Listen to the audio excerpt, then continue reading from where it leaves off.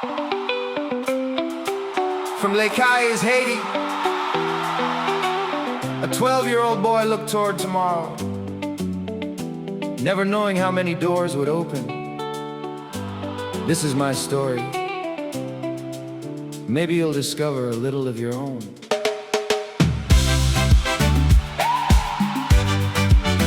Hey! From Les Cayes, Haiti, to the city of light, Paris, France, a 12-year-old boy carried dreams bigger than himself. Gabriel and Mary, thank you for allowing me to discover Pointe-à-Pitre, Guadeloupe on my way to Paris. Gabriel and Mary, thank you for welcoming me into your home at 10 Square Henri Pate. Paris, 16. Every morning on my way to school, to college, Eugène de la Croix. In Paris, 15, the iconic Eiffel Tower greeted my eyes. You didn't just give me a place to stay, you showed a young boy that the world was bigger. Sometimes a single open door can become the beginning of an extraordinary life. My big sister Carlin, my guardian angel, only 15 years old. I was only 12 myself.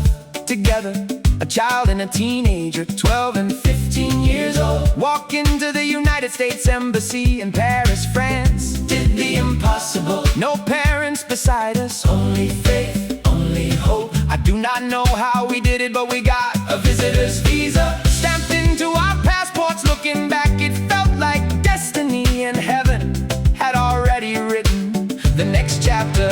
America, thank you for allowing my sister and I to the United States. America, thank you. We landed at JFK Airport, New York. Those yellow taxis, those busy streets. Rosa Lore and her family, thank you.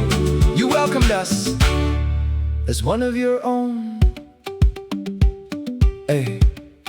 Then came the computer teachers at Abraham Lincoln High School, Brooklyn, New York. At John Bone High School, Queens, New York. Failure in geometry taught me discipline at Lynn English High School. The teacher said, if MIT says no, North Shore Community College can still help you reach your dream.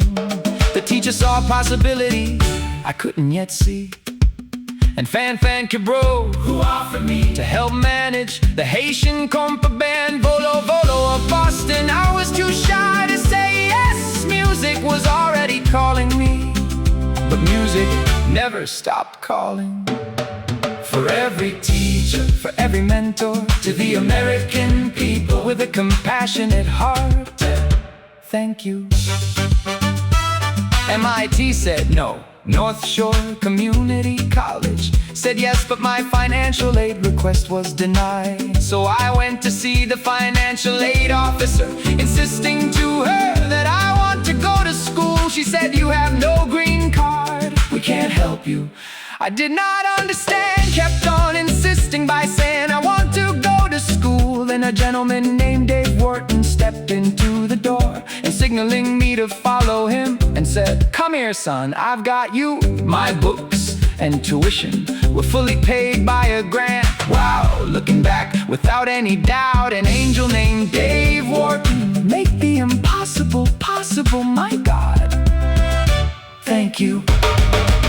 At North Shore Community College in Lynn, Massachusetts, there I met Mary from Cameroon. 1 year later I met her sister, Bridget from Cameroon, who became my wife and a beautiful gift from God.